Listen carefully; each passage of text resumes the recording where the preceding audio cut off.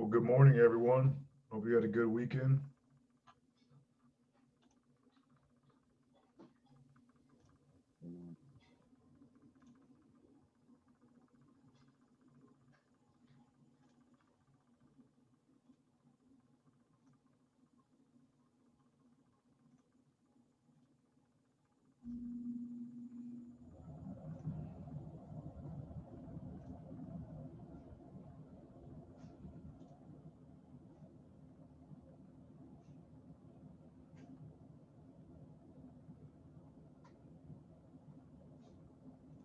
All right. We'll go ahead and get started. So today we're going to be going over methods. What are methods? What are they used for? Why do we have them in programming? But first, before we do that, we'll go over assignment 7, for loops. And if you don't know now, again, I don't tolerate plagiarism. So please do not submit plagiarized work. It's just as easy for me to Google what you submitted as it is for you to Google it and turn it in. All right. And if I don't catch you, I guess you got by. But if I do catch you, I will report you. All right. Let's go ahead and review assignment 7. So assignment 7, all we had to do was write a program that displays the following table. And really what you're doing is converting kilograms to pounds. It's pretty simple. And there's a couple different ways you can do it. I'll just show you my way, what my solution was. Your solution may differ from mine. That's okay. Let me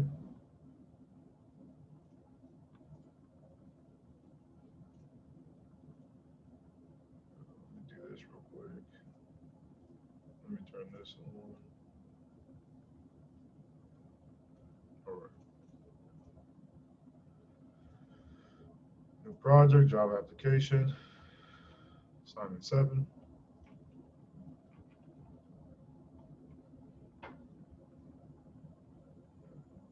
All right. So if we look back at our problem, write a program that displays the following table. And then if you notice, this looks like a loop. It looks like a loop that goes from 1 to 199, which we can just do a for loop for. We know there's a beginning and there's an end. So we can do a simple for loop for this problem that goes from 1 to 199. So if that's the case, let's delete this right here. We know for, so how you start the for loop, int I equals 1, because we want to start at 1 instead of 0.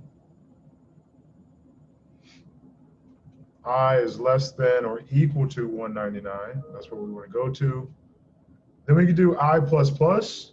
However, if you notice each time, we're adding 2 to I, right? We're adding 2 to this loop. We're going each odd number, 1, 3, so on and so forth. So instead of I plus plus, we could do plus equal 2. And that'll add 2 to I each time. Then we open up our for loop. That's the same thing as saying I equals I plus 2. Same thing, just a shorthanded way of doing that, plus equal to. All right. So the next thing we need to do is we have kilograms. Pretty much I is kilograms. So instead of I, let's call this something else. Let's call this kilo. Kilogram.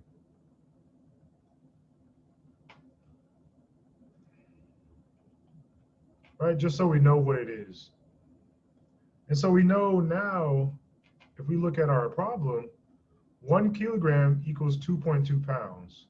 So that's pretty easy. So double pounds equals kilogram times 2.2.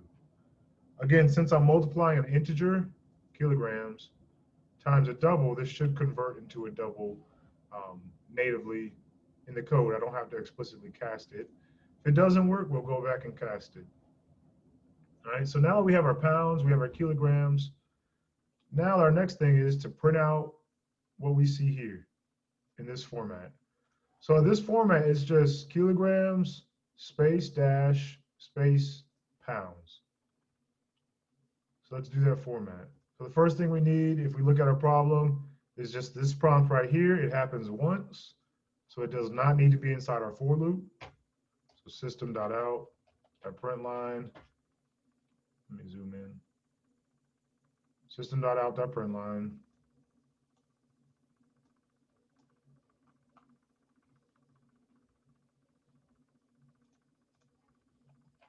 Kilograms, pounds. All right. So we got our first prompt, and now we need to do it inside our for loop for each time we convert it. System.out.println. Again, we need to print our kilogram first. That's our variable kilogram. Concatenate that to our dash. So space, dash, space, close that. And concatenate that to our pounds. Again, string concatenation is when we put this into a system.out, kilogram, although it's an integer, it gets converted into a string. So whatever the value that kilogram is will be converted into a string. Same goes for pounds. Although it's a double, when we put it in our system.out.println, we've converted it into a string. And so in order to add strings together to make a long string, we must concatenate them with these pluses, right? And then we add this in here in between kilogram and pounds, and that should be our output. So if I run this, it should come out as I expect. And again, there are ways you can make this cleaner in terms of your formatting, where it only does, 1 or 2 decimal places, but that's up to you. I accepted it either way. Any questions about assignment 7?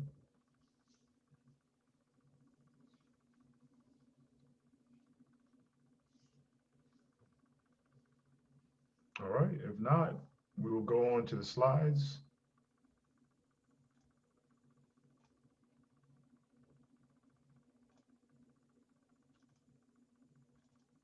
And again, today we are reviewing methods. So first of all, what is a method? Why do we have methods? Why do we use methods? What's the purpose of them? And then how do we create methods and call methods? So if you think about methods, it's a way of organizing your code and putting it into a separate kind of block, right? And that block, one, you might do it because your main method has gotten too big and there's just too much code inside your main method. So you want to separate it out to make your code a little bit more or clearer to read, clarify your code, or organize it based on what's occurring, right? Or what this chunk of code is doing based on logic. And we'll talk about that today.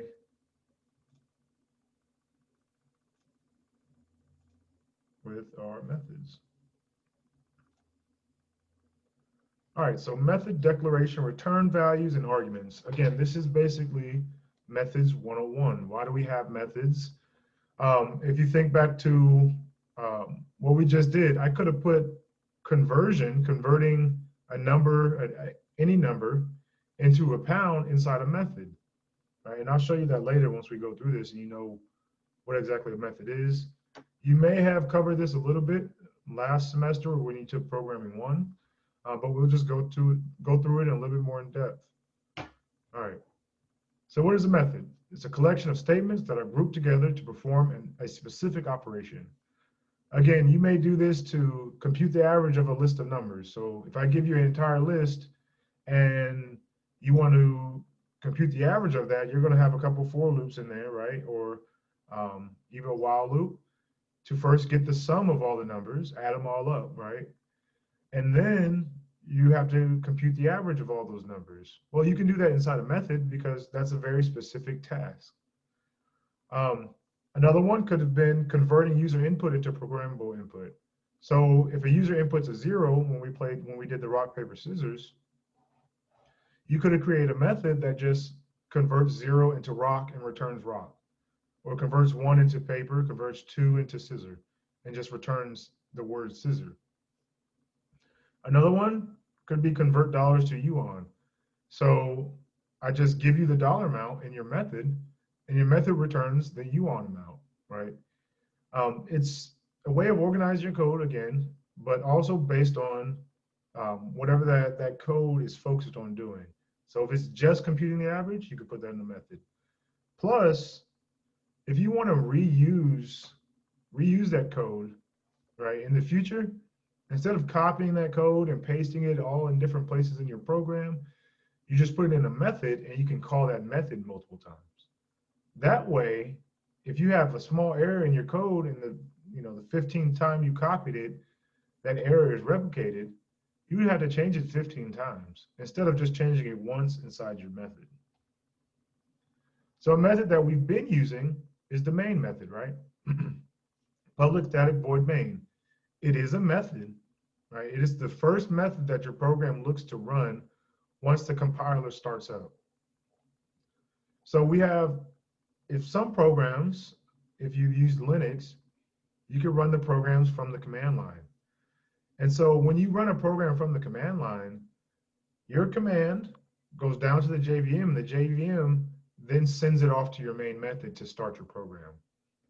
And the main method, here's the main method. The main method has string right here, args, for whatever arguments you decide to put into that command from the command line. We haven't run any programs in this class from the command line, so you haven't used string args yet.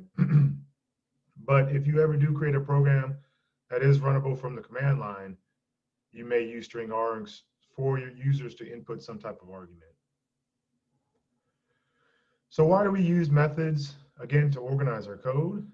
The main method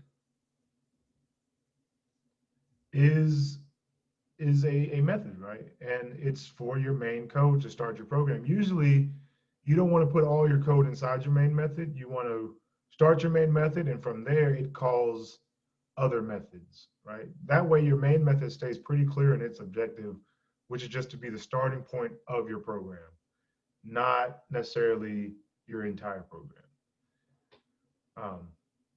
We want to group certain code together based on what its objective is, such as computing the average of a list of numbers, or we plan to reuse the code. So we want to compute the average, the first time we get a couple of numbers, then again, then again, then again, and again. And it may not be inside a loop. So instead of having to copy that code over and over again in different parts in your program, you just put it in a method.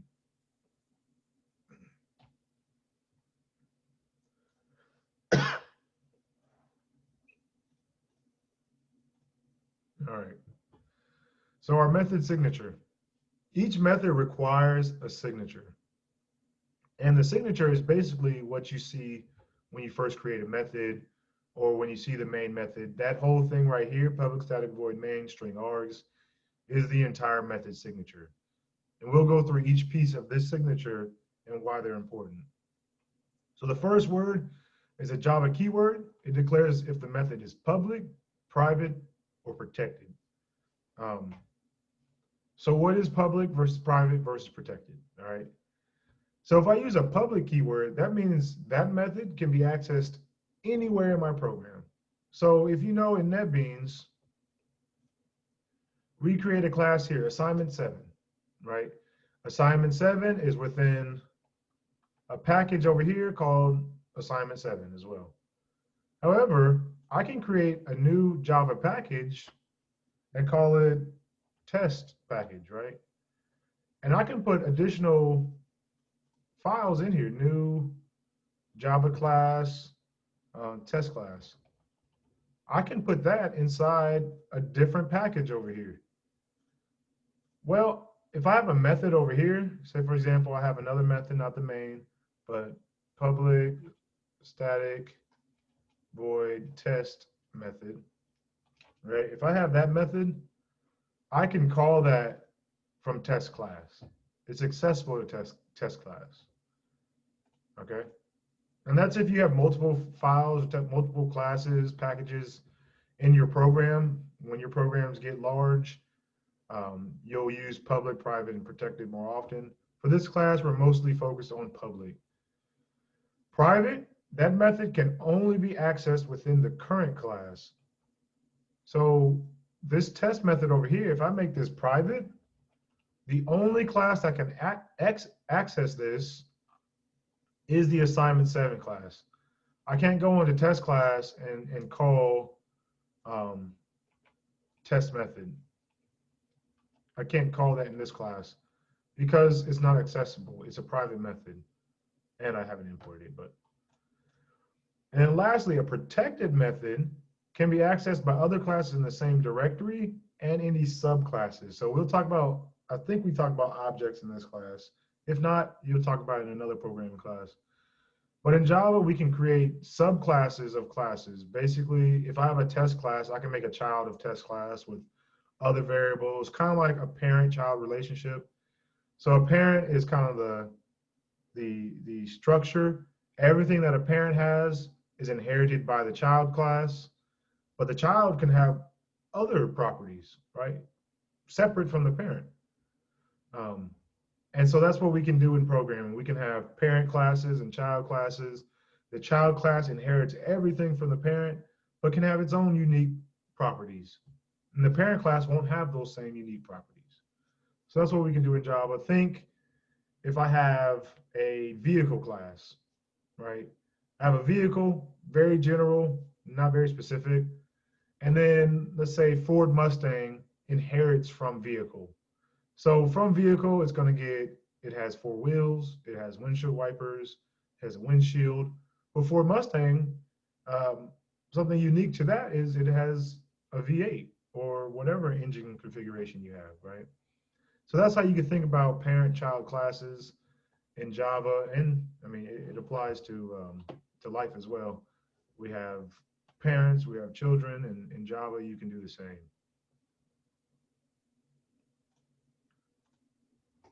All right. So the next one, that static keyword, it's optional. It is not required. However, if you want to call a method from the main method, it is required. And basically, static is just a Java keyword. It's mainly used for memory management, which in today's day and age, we don't really have to focus on as much. Historically, this is more important, but computers have a lot more memory now. And so memory management isn't as critical. So what the static keyword does is that method gets a piece of memory as soon as the program compiles or runs, right?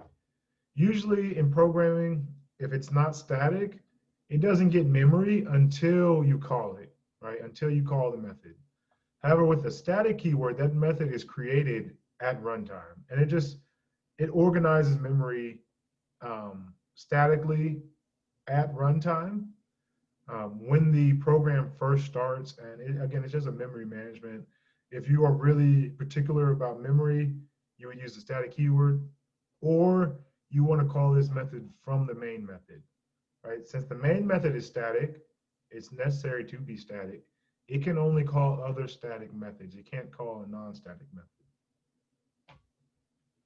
And we'll talk about calling methods later on in the slides. Basically, calling methods is when you actually use it in your code. So the static keyword can be applied to more things than just methods. It can be applied to variables, blocks, nested classes, which we probably won't cover in this class, but mainly focus on variables and methods. And in this class, we're probably not going to do any static variables. So our static methods are what you need to focus on most in this class. All right, here's another method without the static keyword. Again, we just took it out. And this method cannot be called from the main method directly, but I can put this in another class and I can create an object of that class and call this method. But basically this method I created real simple. It gets the max, let me fix that. The max. It gets the max number from a list of numbers, right? So it goes through an entire list, finds the max number, and returns that max number, right? So the static keyword is not used in this method. And I just wanted to show you an example of a method without that static keyword, right? It's not used. This method cannot be called from the main. All right, the next word is our return data type. So if we want to return something, for example, on that previous example, that method gets the max from a list. But once I get it, I want to use it where I called the method at. So I need to return that max number. And so that's what my return type would be. It would be an integer if that was a list of integers, right? With the main method, it doesn't return anything. It returns void. Nothing is void, right? There's nothing there. The return data type is just the data type of whatever you're trying to return from that method. So if we're computing the average, right, the average is probably going to be a double. So I'd want to return a double for that average method. Some of the examples you can use, you can return ints, doubles, floats, lists, strings, etc., etc. There's a lot of different variable types. In the future, we'll talk about objects. You can return objects. So here's that same method, public int max, right? It returns an integer. That integer would be the max number from that list, right? So that's just a method with a return type that's not void. The main method is void. If your method is just doing something, it's doing something unrelated, you don't need a return, you would just use void.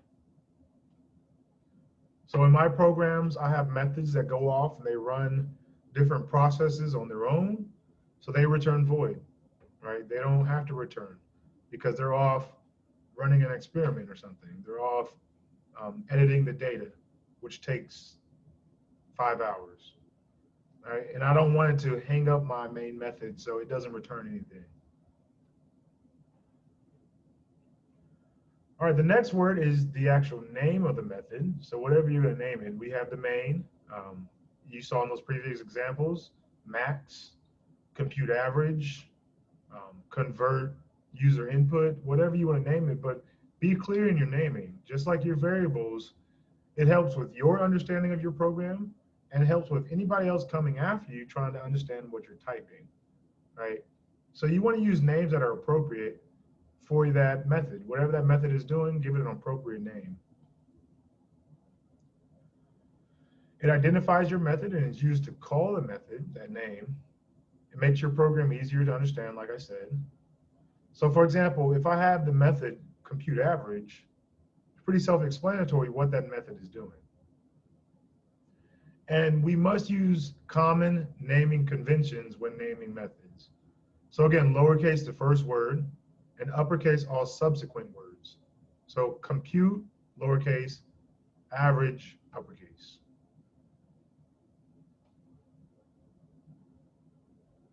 All right. So the next thing, and the last thing that goes with methods are your formal parameters. So your formal parameters are whatever you're going to pass into this method to be used. So if I want to compute the average, I obviously need that list of numbers. So I'm going to pass that list of numbers to that method. And I believe Java uses something called pass by value, which it copies whatever you're doing and passes that to the method. In other languages, you can do pass by reference, I think, which you can actually edit the memory location.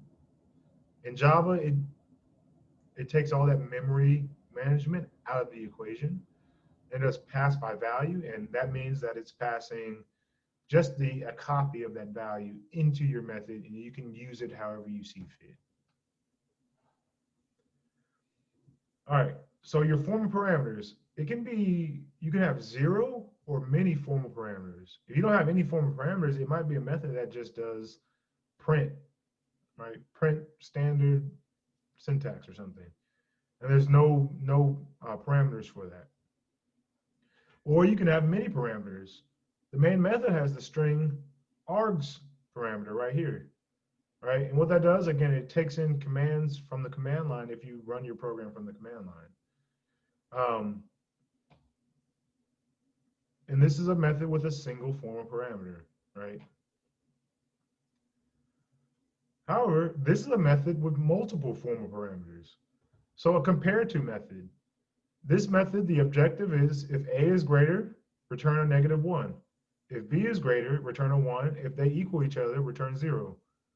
So we have a public int because we're returning an integer. Compare to is the name. And then we have two formal parameters, A and B. And what we do in this method is compare A to B. And I'll go through these examples with actual code.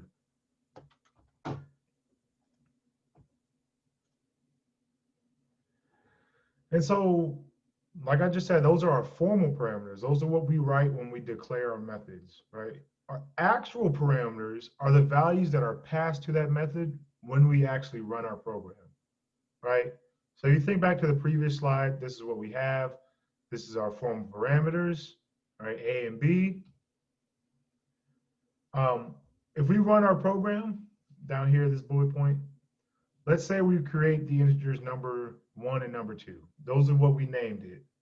If we compare them, our actual parameters are number 1 and number 2, not A and B. However, inside our method, we would use A and B, right? So in this right here, I'm comparing the numbers. So int number 1 equals 4, int number 2 equals 15. Int comparison, because this method returns an integer. If it's 1, the first number is greater. If it's a negative 1, the first number is greater. If it's a 1, the second number is greater. If it's a 0, then they're equal to each other. But I'm comparing number 1 and number 2, and it's going to call this method, right? And we're calling that method, we're actually using that method in our code. So calling methods, call a method by using the method name and adding your actual parameters, number 1 and number 2, right? These are our actual parameters, and we called it by using the name. We call a method when we want to use a method. And again, if we look at the previous slide, we called the compare to method on line 4. In comparison equals compare to number 1, number 2, right? And let's go through some code examples of this, because I like to do code examples.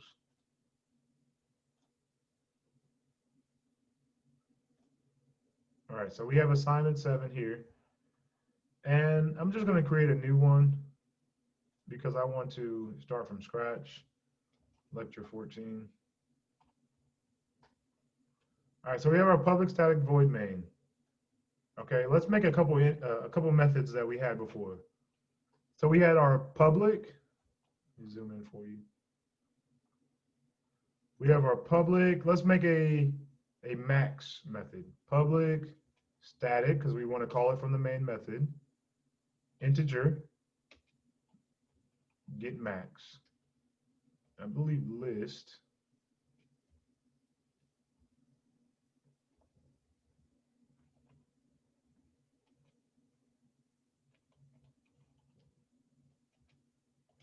All right, I've created our method. This right here, I created an array. An array is just a list again. It's a list of whatever. An array is a list. And that's what I did here. I just created a list. And we'll actually cover arrays, I think, next week. So if I want to go through this entire list and find the max, I need a int max equals 0, right? Or max integer dot max value or min value, right? So I do integer dot min value. That is going to get the minimum possible value of all integers, right? Which is like -4 billion or something like that. I do that because I'm looking for the max. So anything greater than this, I want that number, right? Again, anything greater than that, I want that number, so on and so forth. So now let's go through our list for int I equals 0. Right? We start at the first index, kind of like a string. I is less than numbers dot length. I plus plus. And this statement right here, line 24, it iterates or loops through our list of numbers. And that's what we're trying to do. And again, we'll talk about arrays next week, I believe.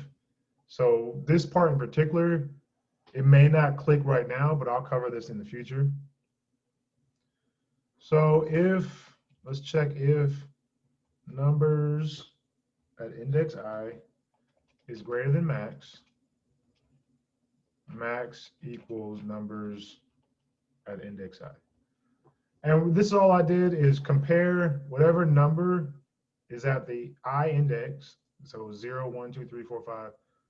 If that's greater than our max number, which is currently the minimum value, we set max equal to that number and we continue. And then lastly, we return our max. So this is our return data type up here, and this is our actual return value, returning the max. So that's one method, it gets a max. Let's do another, let's do our compare to method. Public static int compare to. Integer A and integer B, right? That's what we had in our slides. Public static int compare to. And again, we want to compare these two numbers. If A is greater than B, or I think actually, if A is greater than B, return a -1. If B is greater, return a 1. If A is equal to B, return a 0.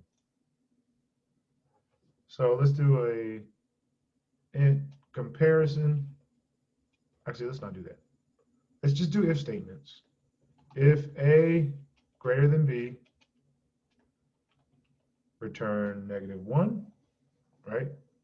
So we're returning -1. Else if A is less than B, or actually B is greater than A, same thing, return a 1. Else, because we already checked if it's greater than, and then we checked if B is greater than. So the only other case would be they're equal to each other. Return 0. Right? That's our comparative method.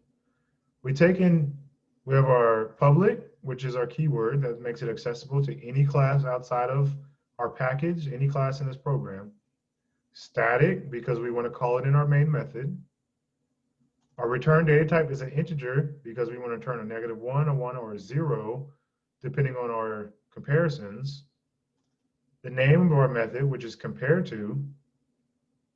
And then our formal parameters, which is what we'd actually pass to this method to use. And once we pass these formal parameters, we must use these names inside our method. A, B, and those are our two formal parameters. In this method up here, our formal parameter is numbers, which is a list or an array. And we must use that in here, okay? All right, those are two methods that we have. Let's do one more. Let's do average of two numbers. Static int, or actually we're doing an average, so our return type will be a double average. Let's do a double A and a double B, right? This is a new method down here, completely new method, and it's separated from compare to. But you already can see my code is more organized than if I did all of this inside my main method. You wouldn't really know what's going on unless you actually sat there and read line by line what's happening. Instead, I put these inside a method and you immediately know what this method is doing. This method is obviously getting the max of something. This method is comparing something. And this method is computing the average. Let's rename that compute average, right? And even inside these methods, to make it clear what it's doing, I can add comments or before the methods. So let's do a block comment. Returns the max value of a list of numbers, right? And now it's very clear what this method is doing. Inside this method, I can have additional comments, loop through my list, and get the max value. Here, I'm setting max equal to the smallest or minimum integer possible. and that is system dependent. And I'm returning whatever my max value is, right? So now if you look at this method, just strictly take this method by itself, starting here down here, and you read my comments, you would know exactly what my method is doing. There would be no confusion. So that's the benefit of comments and methods. It organizes your code and makes it more readable for whoever comes on after you. Down here, I can put some more comments. Compares two numbers and returns the comparison value. For this if statement, if A is greater than B, return -1. For the else if down here, if B is greater than A, return 1. And then my else statement, since A is not greater than B and B is not greater than A, they must be equal. Right? That's my else statement. If the if is false, it comes down here. If this is false, then the last possible option is that they're equal, and we want to return 0. Again, if I look at my compare to method, all my comments make it very clear what I'm doing. So now let's do a compute average. I'm getting this error because it's saying I have a double return value type, but I'm not returning a double in my method yet. So let's do that. This double average, right? We need an average. Double sum equals A plus B. And since we know we have two numbers, I'm going to declare my variable here. Double average equals sum divided by 2. And that'll give us our average. Return average. And that error goes away because now I'm returning a double value, double average. Again, I put some comments here, make it clear what I'm doing. Compute the average of two numbers and return the average. Actually, let's just say what our method is doing. It's computing the average of two numbers. Down here, we're returning average. Okay? And so these are methods. Any questions so far about how to declare methods, what their purpose is, what I'm doing in this problem? Again, you can use the chat. And please ask questions. I'm here to answer your questions, any possible questions. We will have labs and assignments on this, so I'm hoping you will ask questions and not try to find the answer on Google. Because I do change my problems from what you see on the internet. All right. So there's no questions. I'll continue. But if you have any questions, speak up or put it in the chat as a private message, and I'll answer it to the class. Can I see that the bottom thing? Yeah, that one. Compute average? Yeah, I just wanted to see how you did that. Mm-hmm. Okay. All right, thank you. Yep. All right, so now let's actually call these methods. Let's use them in our code. Because right now I just declared them. They're here. They work, but we haven't used them yet. We haven't tested them. So let's make a list of numbers, which is an array. Int our numbers equals, let's make a list, 2, 4, 54, 6, 7, 8, 9, 96, 101, 150, 349, and I'm just making up numbers. All right.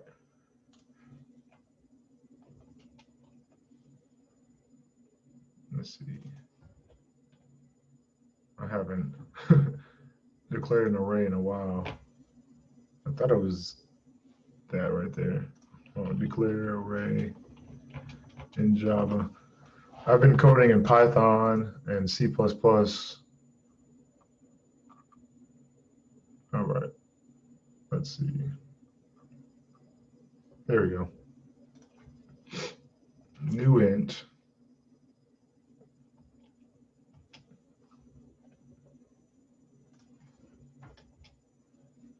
All right. So that's how you declare an array explicitly in Java. But we'll talk about that again in like 2 weeks. So you don't really have to know what I'm doing. Just know this is my list of numbers. So if you look at this list, obviously the max should be 349. Okay. So let's try to see if our method works.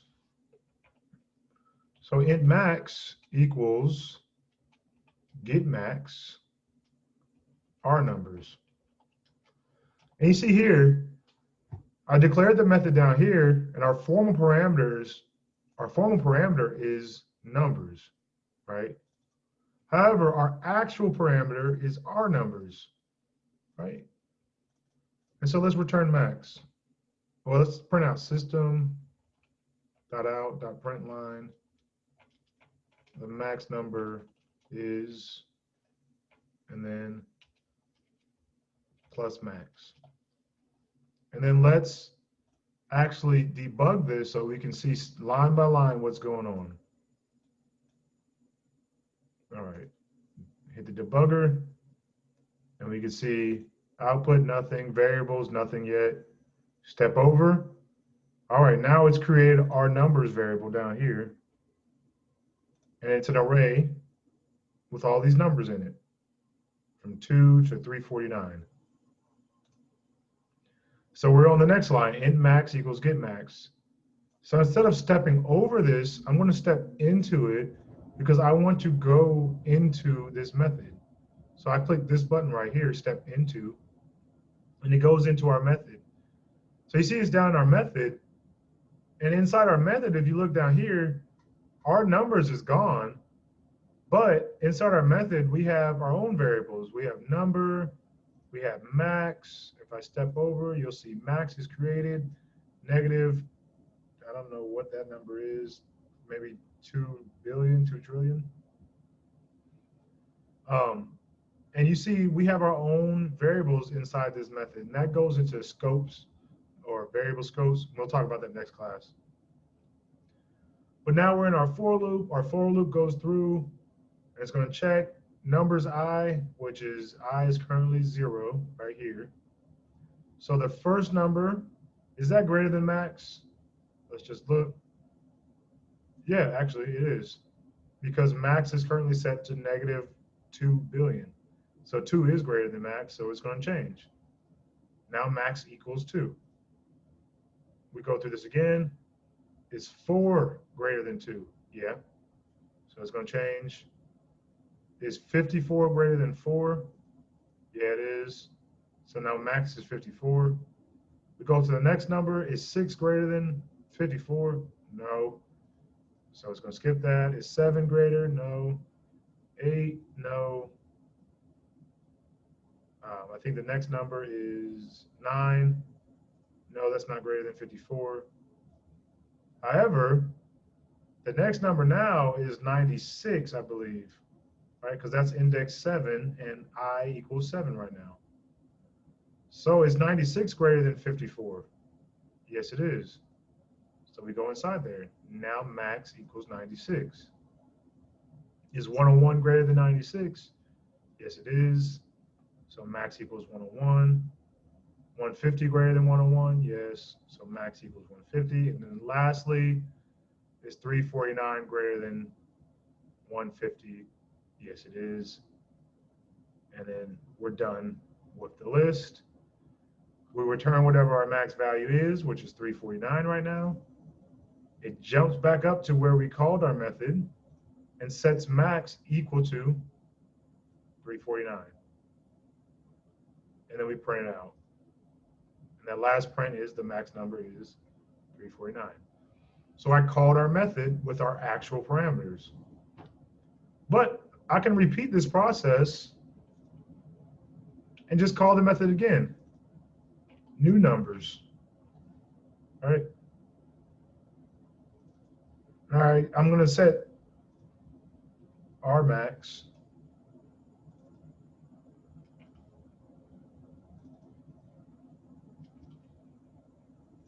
just renaming these to R max. I'm going to set R max equal to get max with our new numbers array. And let's change what the array is. 4, 5, 67, 1,000, 5. Just coming up with numbers.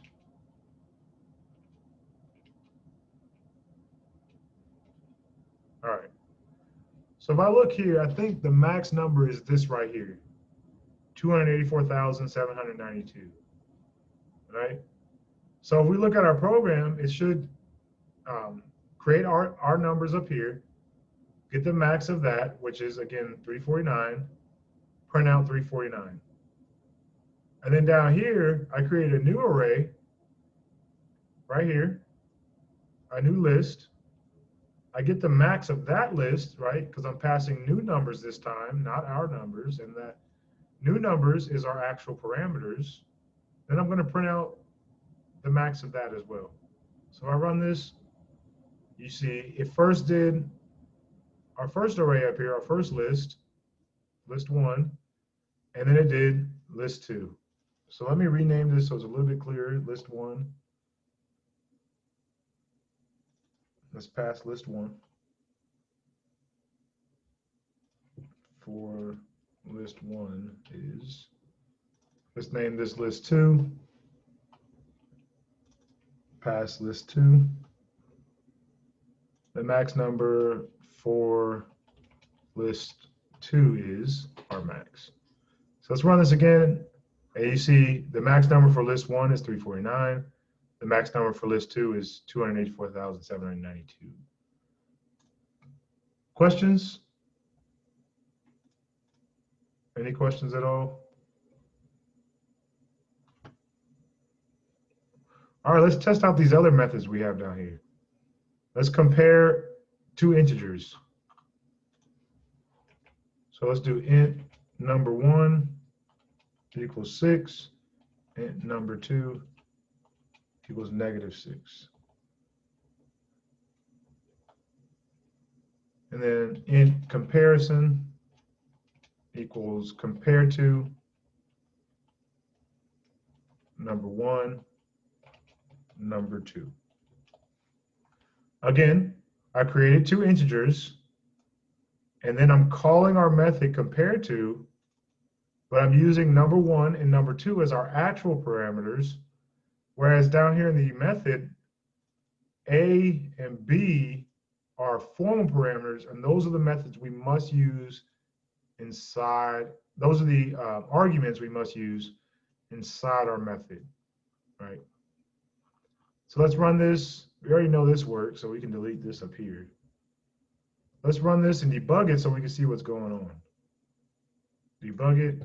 All right, the first thing is to create number 1 and number 2. So we create that, and you see number 1 is 6, number 2 is -6 down here.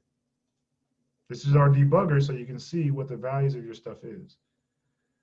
And so right now the debugger is on this line, and it's about to compare them, and I want to step into that method.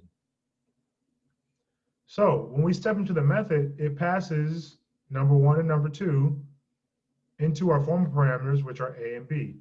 So you see down here, A is 6 and B is -6. That's how we passed it. And order matters. How you put the order in up here is how your method will read it down here. So if A is greater than B, return -1.